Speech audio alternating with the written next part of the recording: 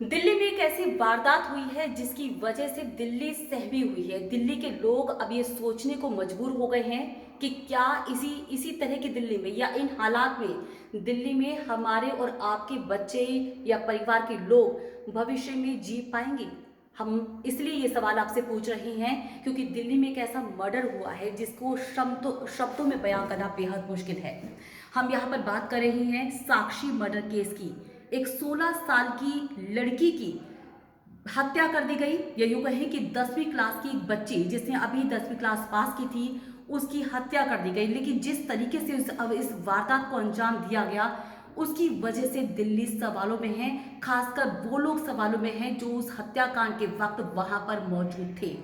हम आपको बता दें कि 28 मई की रात शाहबाद डेरी इलाके में, दिल्ली के इस इलाके में रात करीब 9 बजे एक लड़की साक्षी 16 साल इसकी उम्र थी, एक दरिंदा उसका इंतजार कर रहा था और जैसे ही लड़की आई उसने चाकू से उस पर वार करने शुरू कर दिए। बैक टू बैक वो करीब 21 से 25 बार उसने चाकू उस लड़की को घोंपा, गले पर, पेट पर मारता चला गया। इसके बाद वहां पर उसने पत्थर ढूंढे, पत्थर जो बड़े बड़े थे उससे उसको कुचला। इसके साथ साथ उसको लात मारता रहा, घूंसे मारता रहा और पूरी सड़क पर जो लोग थे वो आराम से आते रहे, जाते रहे, देखते रहे। महिलाएं भी थी, पुरुष भी थे, शायद बहुत से घरों में इतनी उम्र की बच्चियां रही होंगी, लेकिन किसी ने भी एक कोशिश नहीं करी कि उसको एक बार रोकने की कोशिश वो करें। शायद अब लोगों को लगता है कि किसी दूसरे के पचड़े में पड़ने से कोई फायदा नहीं है, लेकिन यहाँ पर फायदे नुकसान की बात नहीं है। यहाँ पर सोचने वाली बात यह है कि अगर हमारा और आपका परिवार का कोई शख्स वहां पर होता और कोई उसकी मदद नहीं करता। वो लड़की वहां चिल्ला रही थी मदद के लिए, लेकिन उसके शरीर को मार मार के, चाकुओं से दरिंदे ने मार मार के शरीर को छलनी कर दिया, लेकिन कोई उसकी मदद के लिए नहीं आया। मर तो वो 4-5 बार की बात ही कही होगी, लेकिन फिर भी वो दरिंदगी करते रहा, मारता रहा, चाकू घोंपता रहा, पत्थर भी उस पर मारता रहा, कुचलता रहा, लेकिन किसी ने मदद के बारे में नहीं सोचा।